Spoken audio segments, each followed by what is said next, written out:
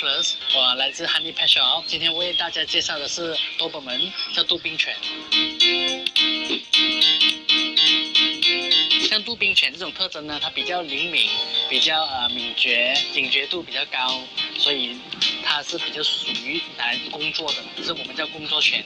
然后这种狗呢是在这样多种品种里面呢，它的聪明度是排名第5的。狗呢生病有什么症状呢？一般上和人一样，你看它的眼神，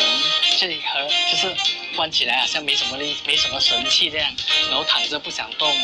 那时候你可以留意它们的粪便、大便那些，看是和平常有什么不一样。假如呢你发现它有什么不对劲的话呢，我们建议马上带它去看医生。饲养杜宾犬呢，一般上你要注意的是它的家里也要够宽，因为它比较大只，是需要适量的运动，不然的话会影响它的骨骼。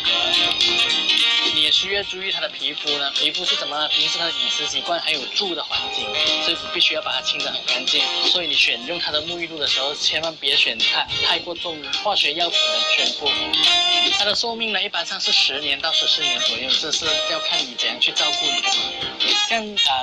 狗呢，其实是怀孕大概是63天呢，当你交配的时候，你就必须给它一些补充营养的，比如说protein或者是小狗的狗粮，因为它生完之后的2个月也继续要补充，因为孩子会吸取它们很多的营养。希望大家经过我的解释之后，更加了解杜宾犬。如果你有什么疑问或者是想了解更多的话，可以浏览我们的网站或是到我们的店。